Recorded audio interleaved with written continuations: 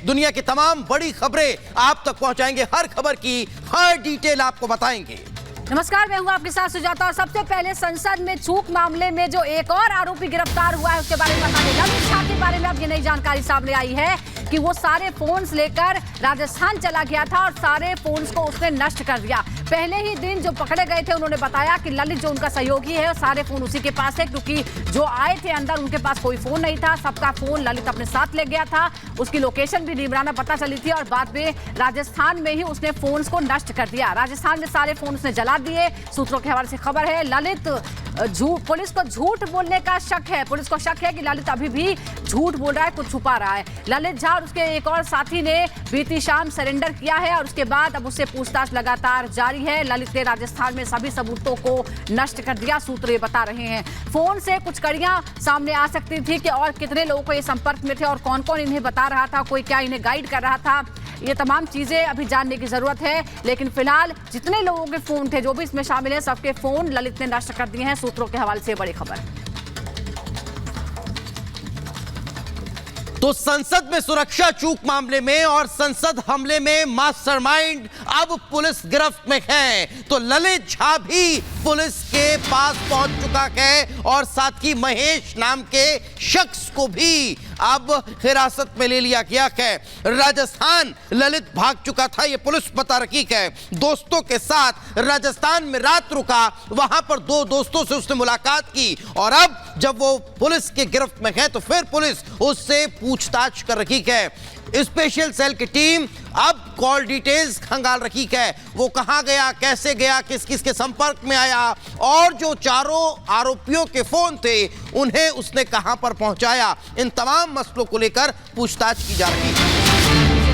खबर आपको बता रहे संसद में चूक के मामले में बड़ी खबर यह है कि आरोपियों ने लखनऊ से जूते खरीदे थे। जूते में स्प्रे छिपाने की जगह बनाई थी, जूते में स्प्रे छिपा कर ही संसद ले गए थे। तो वो जूते कहां से खरीदे अब ये भी पता चल गया है। दरअसल लखनऊ से इन जूतों को खरीदा गया, जूतों के अंदर कैविटी बनाई गई, जगह बनाई गई और जो स्प्रे कैंस्टर था उसके अंदर छिपाया गया, जो चेकिंग के दौरान पता नहीं चल पाया और इसी के मदद से वो स्प्रे जूते में छिपाकर लोकसभा के अंदर हॉल के अंदर ले गए और वहां पर जाकर स्प्रे कर दिया। ये हम आपको बता रहे हैं। तो जूते का पता चल चुका है, जूते कहां से खरीदे गए। ऐसा लगता है कि खास तौर पर ऐसे जूते खरीदे प्लान करके जिसमें जगह बनाई जा सके सामान छिपाने के लिए, और ऐसा ही कुछ हुआ। तो लगातार नई जानकारियां सामने आ रही हैं।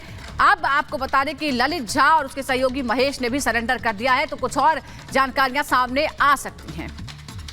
अब आगे बढ़ते हैं। मध्य प्रदेश के भोपाल में योगी मॉडल की तर्ज पर बुलडोजर एक्शन देखने को मिल रहा है। यहां बीजेपी कार्यकर्ता पर हमले के आरोपी का घर जमींदोज कर दिया गया है। पूरी खबर इस रिपोर्ट में आपको दिखाते हैं।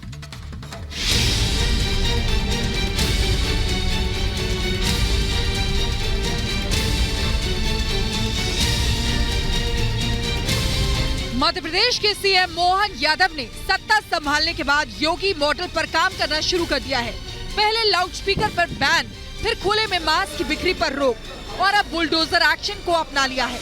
एमपी की कानून व्यवस्था पटरी पर लाने के लिए अपराधियों पर दोहरे एक्शन शुरू हो गए हैं। एनकाउंटर और बुलडोजर एक्शन पर काम शुरू हो गया है। इसी कड़ी में बीजेपी कार्यकर्ता पर हमले के आरोपियों के घर को जमींदोज कर दिया गया। इन तस्वीरों को जरा गौर से देखिए। ये उन्हीं आरोपियों का घर है जिन्होंने बीजेपी कार्यकर्ता का हाथ काट दिया था। भोपाल कलेक्टर ने आरोपियों के खिलाफ एनएसए की कार्रवाई की थी। अब मोहन सरकार के आदेश पर उनके घर को बुलडोजर से ढहा दिया गया। ये तस्वीरें मोहन सरकार की तरफ से उन सभी के लिए साफ संदेश है जो कानून को कठपुतली समझकर अपराध का रास्ता चुन लेते हैं। मोहन सरकार ने साफ कर दिया है कि एक एक कर उन सभी आरोपियों का नंबर आने वाला है।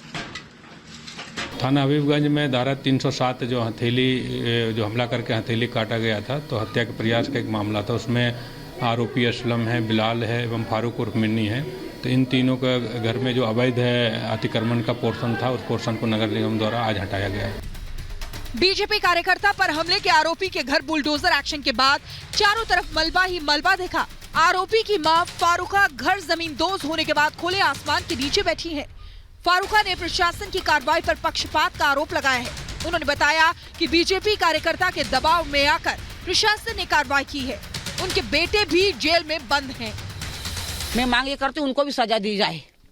घर तोड़ना गलत है मेरा सर, घर तोड़ना सर गलत है। तीनों घर गलत टूटे हैंगे, उसमें कोई घर टूटे, फिर उनके भी घर टूटे और जो कर रहे हैं फिर उनके घर क्यों नहीं तोड़ रहे सर? उनके घर भी तोड़े जाए। जो 35 लड़के जो आए हैं तो उनके भी घर तोड़े जाए। भोपाल के बुलडोजर एक्शन से साफ है कि मोहन सरकार अपराध के खिलाफ जीरो टॉलरेंस की नीति पर काम कर रही है। अपराधी चाहे कोई भी हो, उसे बख्शा नहीं जाएगा। ऐसे में मध्य प्रदेश के अपराधियों के पास दो ही रास्ते हैं। अगर उन्हें अपराध के रास्ते पर चलना है तो वो मध्य प्रदेश छोड़ दें, और अगर उन्हें प्रदेश में रहना है तो अपराध का रास्ता छोड़ दें, नहीं तो उनका भी अंजाम ऐसा ही होगा। Bureau report, Republic Bharat.